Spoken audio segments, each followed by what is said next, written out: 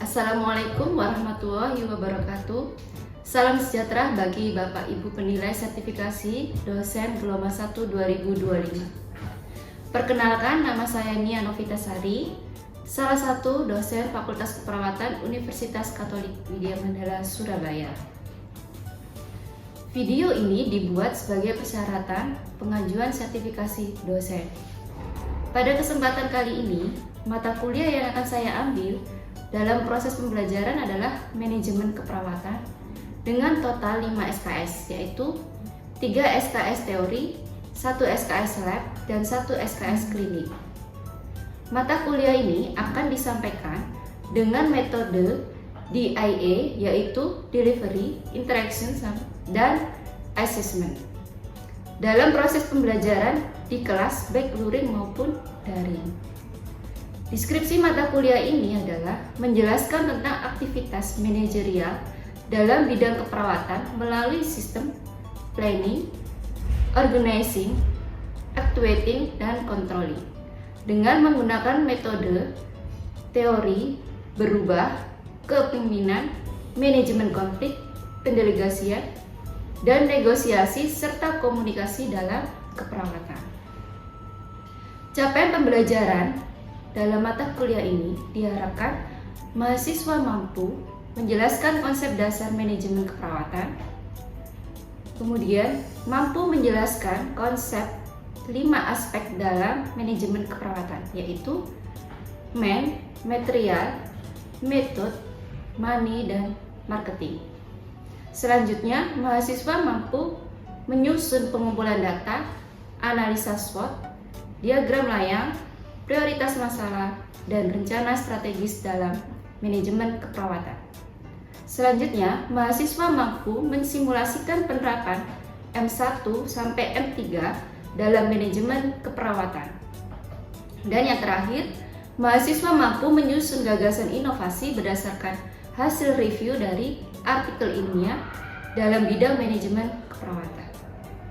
Referensi yang digunakan dalam mata kuliah manajemen keperawatan ini ada 3 buku, yaitu yang pertama dengan judul Leadership dan Nursing Care Management, kedua Nursing Leadership and Management, dan yang ketiga adalah Manajemen Keperawatan, aplikasi dalam praktek keperawatan profesional. Aspek penilaian sendiri ada 2, yaitu yang pertama STS dengan penilaian 30% UTS ditambah 30% praktikum ditambah 40% tugas.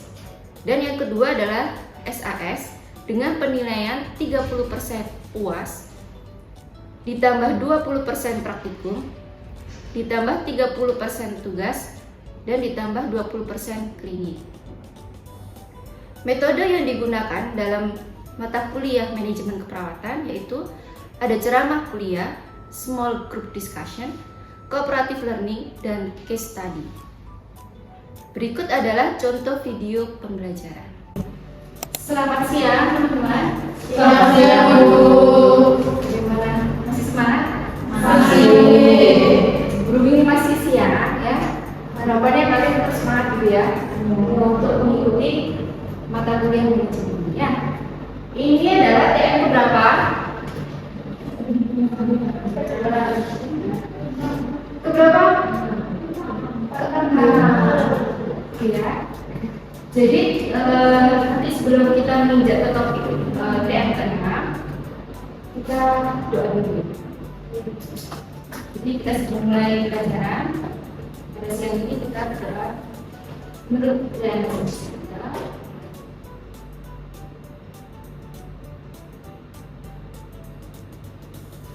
Doa selesai. Setelah berdoa, silakan aksesi angkatnya dan nomor presentasi. Boleh buka HP-nya. Kalau nggak bawa HP, bawa laptop. Buka laptopnya.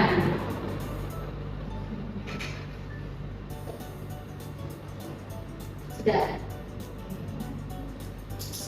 Kalau sudah selesai presensi, kita masuk ke topik TM ke-6, yaitu terkait dengan kebutuhan tenaga dan penjadwalan. Ya. Sebelumnya ada TM gitu ya, ada 1, 2, 3, 4, 5. Kira-kira bahas tentang apa ya? Masih ingat? Konsep manajemen. Ya, di konsep manajemen itu terdapat 5 aspek gitu ya dalam pengelolaan unit keperawatan. Kira-kira apa aja?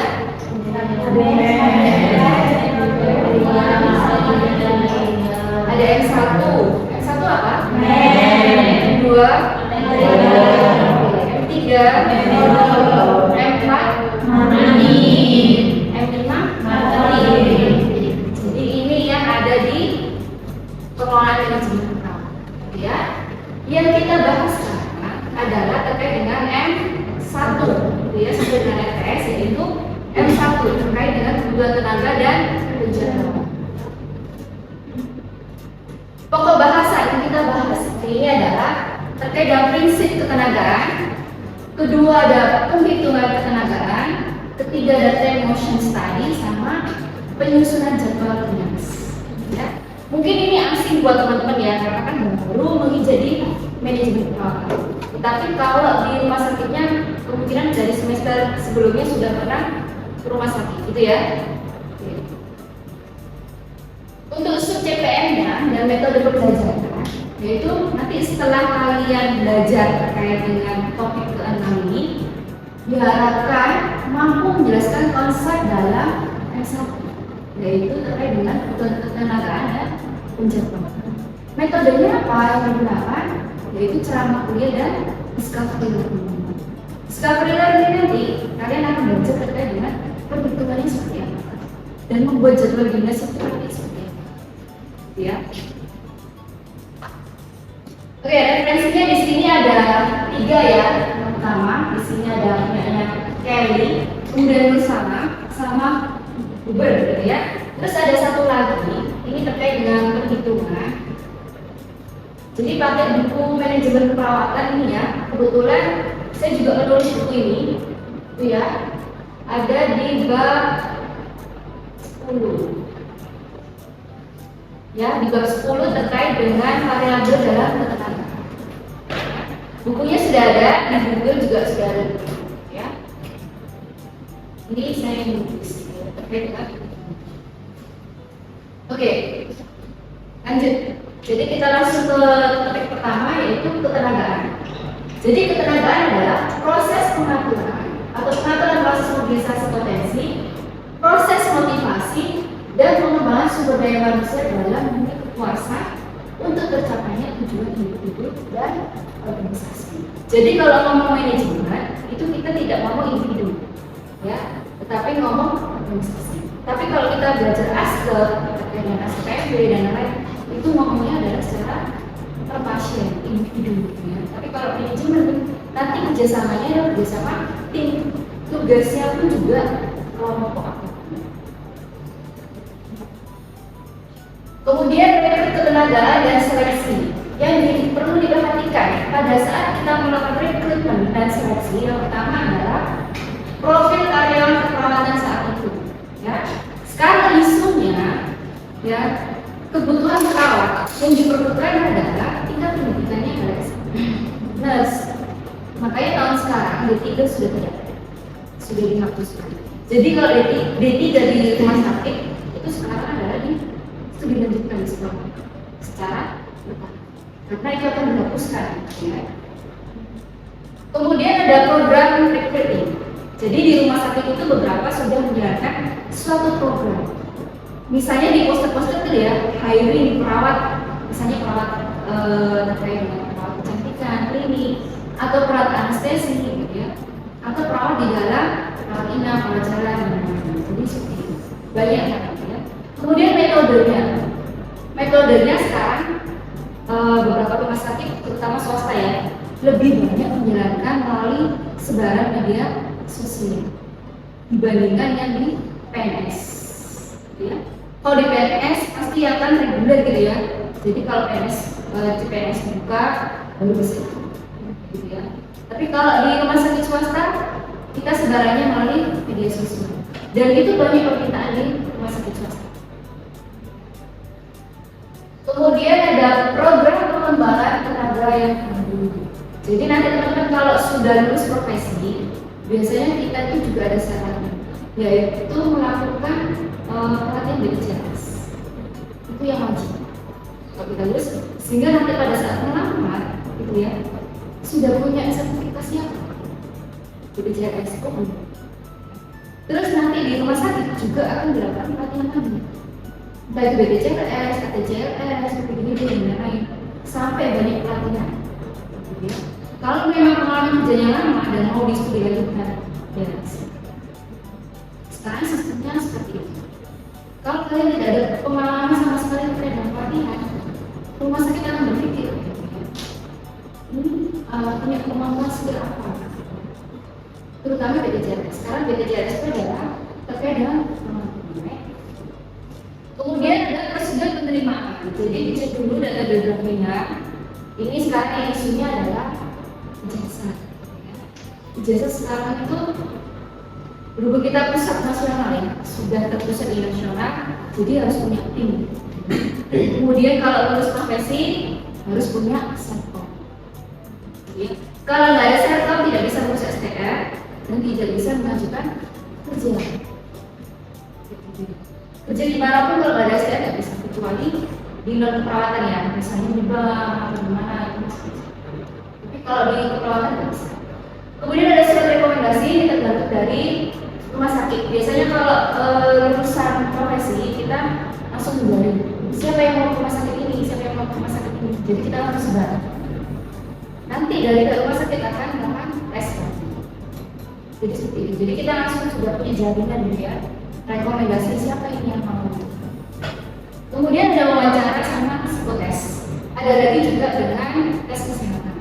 Ya. Tapi tergantung dari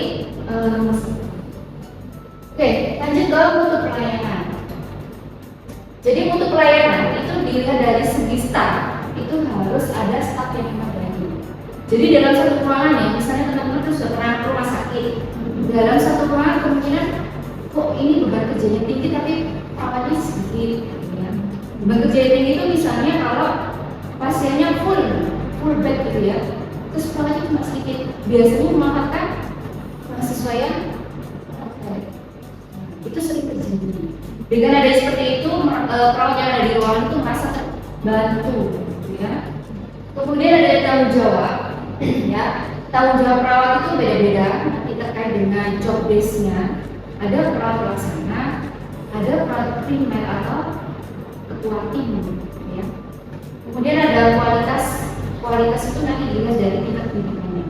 Biasanya kalau tim itu atau pelatihan bisa dilihat dari pengalaman kerja sama tingkat pendidikan. Benar sampai pengalamannya lebih dari 2 tahun. Terus ada kompetensinya. Kompetensi kalau perawat itu punya praktik ya 1, 2, 3, 4 ada jenjangnya sendiri. Semakin ke atas itu berarti sudah punya pengalaman lebih banyak. Jadi besok kalau mau menjadi rumah sakit tidak semena-mena kalian langsung naik jabatan dari kepala rumah sakit. Tidak, walaupun kalian adalah S1 gitu ya, babaknya banyak yang gitu, nggak bisa. Jadi kalian tetap betah.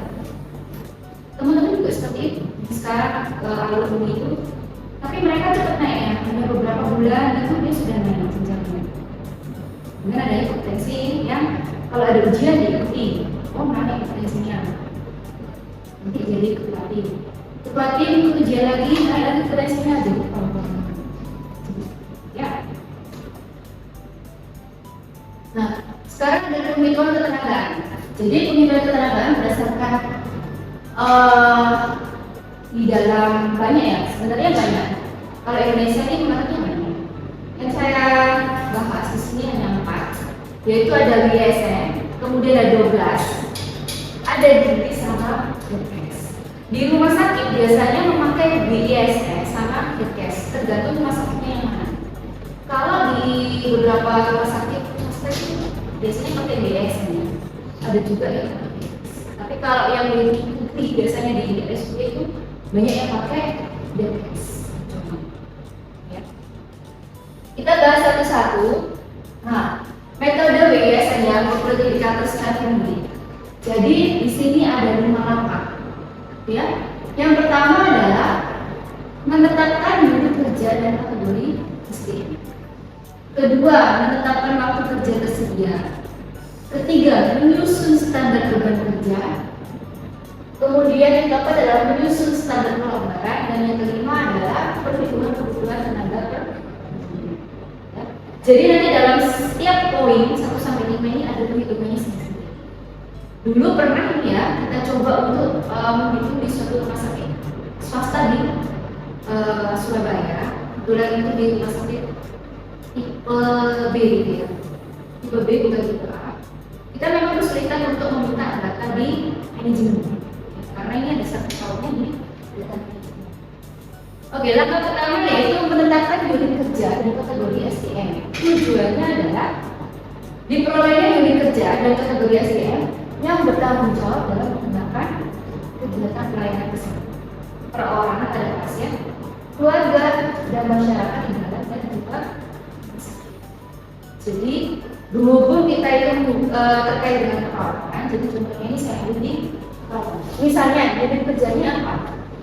Instalasi rawat inap, ya. Unit kerjanya misalnya di ruang medika atau di ruang bedah atau di mana gitu ya. Kategorinya adalah. Nanti misalnya mau terkait dengan apa itu? Fisioterapi itu bisa juga.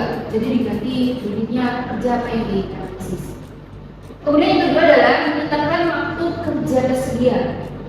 Waktu kerja tersedia adalah satuan waktu yang digunakan oleh perawat untuk bekerja menjalankan kegiatan pokoknya selama 1 tahun.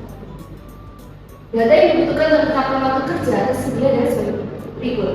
Jadi rumusnya waktu kerja tersedia itu disingkat WKT, ya. Rumusnya adalah seperti ini. Apakah teman-teman perlu menghafal? Biasanya kalau ujian, ya. Jadi di situ ada kodenya. A itu apa? Tadi ya, kita masukkan dalam rumus. A itu apa? Hari kerja. Kalau perawat hari kerjanya 5 hari kerja per minggu, itu sudah beda hitungannya dengan hari kerja per minggu. Biasanya kalau perawat karya praktek itu kan berapa hari? 6 hari. Kan kalian libur 1 minggu hanya sekali. Itu berarti hitungannya adalah 6 hari.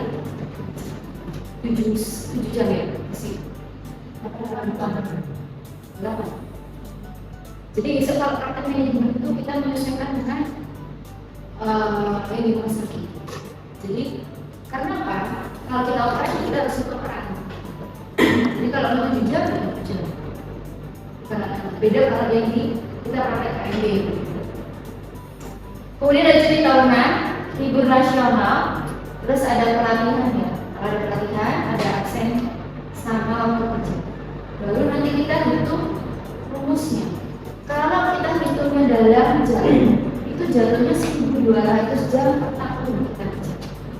Tapi kalau hitungannya menit, itu jadi 72.000 menit per tahun. Ya bisa dibayangkan. Jadi kalau ada cuti ya bisa dimanfaatkan untuk cuti. Kemudian yang ketiga adalah menyusun standar beban kerja. Ya, ini untuk mengetahui beban kerjanya perawat seperti apa ya. Jadi standar beban kerja adalah volume atau kuantitas beban kerja selama 1 tahun per kategori SDM. Ya. Jadi rumusnya adalah waktu kerja tersedia dibagi maksimal waktu per kegiatan. Jadi ini contoh keadaannya, kayak gitu ya. Itu ada tugas pokok. Kemudian langkah keempat adalah menyusun standar pelonggaran atau standar tugas penunjang. Tugas penunjang ini istilahnya nanti seperti ini. Contohnya, misalnya mengantar status medical record-nya pasien kemana, gitu ya, atau mengikuti visit ke dokter, atau mengantar kalau di RSA itu sering dibantu untuk ini, mengantar pasien ke radio Avanza, gitu ya, CT scan, gitu ya. Nah itu untuk petugas penunjang.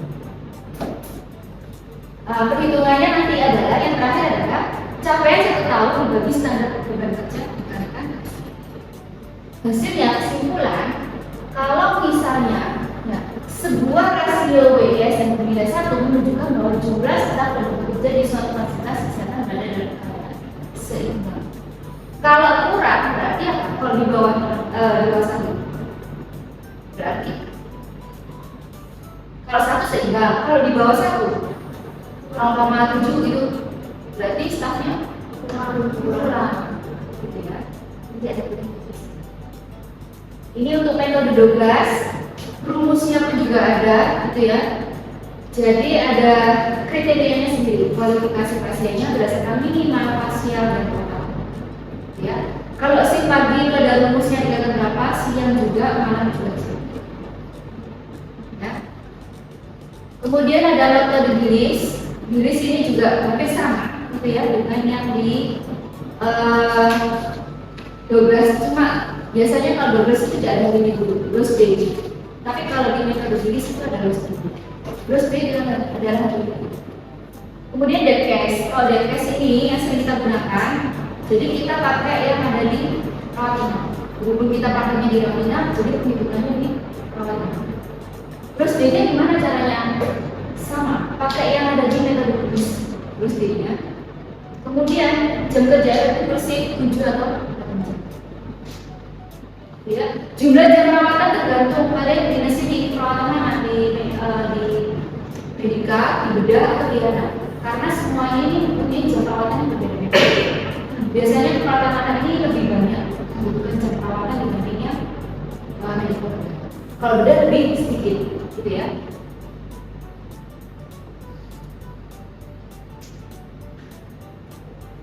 Kemudian time motion study. Metode time motion study ini dilakukan dalam rangka mengikuti apa yang dilakukan perawat. Jadi teman-teman kalau besok kalian praktik manajemen, usahakan ya kalau mau mengobservasi perawat terkait dengan beban kerja itu harus permisi dulu, izin dulu. Mbak saya mau mengobservasi Mbak terkait dengan satu shift ini. Jadi pekerjaannya akan jadi jangan sampai tidak izin terus kalian ini gitu ya, seolah-olah Mbak itu kayak di apa kan gitu ya. Jadi jangan seperti itu, harus izin. Karena apa? Time motion study ini kalian harus mengobservasi setiap perilakunya perawat. Misalnya perawat A jam 7 sampai setengah 7 sampai jam 7 operan. Nanti jam setengah 8 sampai jam 8 misalnya berikan makan dan obat. Nanti jam 10 sampai jam 11 main HP, jangan seperti itu. Main HP, coba dicek lagi apakah benar main HP-nya itu scroll medsos apa enggak. Biasanya main HP itu kan gara-gara kemungkinan bisa SMS ya, biasanya seperti itu. Nanti takutnya kalau kalian tidak ada validasi dari perawatnya, kalian sendiri yang tahu. Soal kalian membutuhkan informasinya si perawat itu sering terjadi gitu ya kalau kalian harus tahu. Jadi tindakan perawatan ada produktif tidak langsung dan non. Jadi kalau produktif itu langsung ke pasiennya, kalau yang produktif tidak langsung itu tidak bersifat dengan pasien, tapi melakukan tindakannya itu ada hubungannya dengan pasien. Misalnya terima dokumentasi dan lain-lain, gitu ya. Nah, pengukuran beban kerjanya ini ya, biasanya kita pakai seperti ini. Jadi total waktu kegiatan produktif dibagi waktu kerja di masing-masing. Ya, kalau 7 jam berarti kan 420 menit. Ya, baru kita kategorikan. Kalau lebih dari 85% biasanya beban kerja, dan ini biasanya terjadi di shift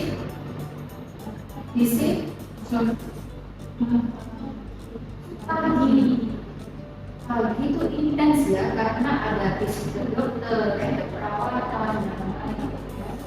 Terus ada 75-85% beban kerja sedang, ya biasanya di sore hari. Kemudian beban kerja yang rendah kurang dari 5%, biasanya di siang. Oke, penyusunan jadwal dinas. Jadi nanti kalau praktek manajemen, kalian tuh biasanya diminta untuk membuat jadwal dinas sendiri. Ya. Jadi kalau membuat jadwal dinas itu harus seadil-adilnya gitu ya. Jangan ini kok malamnya 2 hari, satunya malamnya cuma 1 hari, besoknya jangan seperti itu. Terus jangan sampai malam hari dinas sendiri. Tapi ya apa-apa, malam hari dinas sendiri. Kan ada beberapa. Jangan sampai Bu takut alasannya jangan seperti itu. Jadi harus seimbang, gitu ya, harus adil dan sesuai siklus ya. Kalau pagi harus pagi, sore malam gitu. Jangan sampai seminggu pagi semua gitu ya. Biasanya nggak, itu banyak protes. Penyusunan jadwal dinas ya, jadi ada penyebab overstaff. Jadi kelebihan dalam satu dinas itu biasanya ada yang lebih, ada yang kurang. Terus ada macam cara dinasnya. Kalau 7 jam bersih, 6 hari kerja itu 40 jam. Nanti kalian belajar sendiri lah. Kalau 7 jam, dikira-kira aja. Kalau 7 jam bersih, kalian ikut yang 6 hari kerja. Kalau praktek di rumah sakit itu berarti 40 jam. Ya bisa dibayangkan memang lelahnya seperti itu. Ya. Ada yang 5 hari kerja, tapi jatuhnya sama-sama 40 jam per minggu. Jadi seperti itu ya. Oke, terima kasih. Ada yang mau ditanyakan? Kayak gitu. Ini kan istilahnya ilmu baru gitu ya, yang baru didapat di semester 6 ini terkait dengan penghitungan tenaga. Ada yang mau ditanyakan? Atau ada rasa penasaran yang mana sih? Silakan.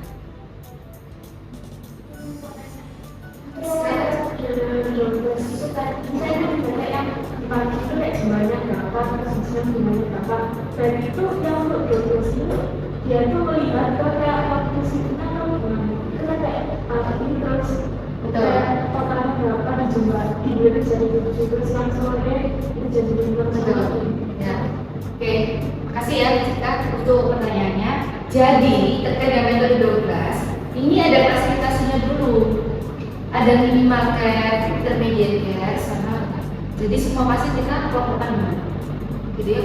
Di dinas pagi ternyata yang minimarket, ini contohnya ya, di minimarket ternyata ada 30 orang gitu ya. Di parsial care ada 4 orang, di total care ada 2 orang. Ini ya, 30, 4 sama 2 ya. Nanti terkait dengan perhitungan kebutuhan tenaga, misalnya yang dinas pagi, kita masuk rumus 30 dikali 0,17 kalau pasiennya adalah minimal ya. Terus kalau misalnya parsial dinas pagi berarti dikalikan dengan berapa? Harusnya ada yang harusnya berapa? Ya, parsialnya pagi 0,27 berarti ini ya. Ini paham ya? Terus yang total yang pagi dikalikan habis itu dijumlahkan jatuhnya 6,9. Kalau manusia itu nggak bisa dipecah gitu ya, jadi dibulatkan ke atas gitu ya teman-teman. Sudah paham? Kalau sudah paham berarti saya boleh bertanya ya, tadi ada berapa perhitungan tenaga perawat? 4 apa aja?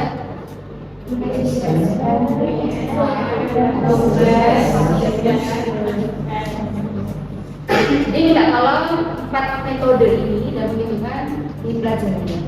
Karena nanti buat bekal kita, ilmu kita untuk belajar praktek di Oke, berhubung waktunya sudah selesai, saya akhiri ya teman-teman. Terima kasih banyak.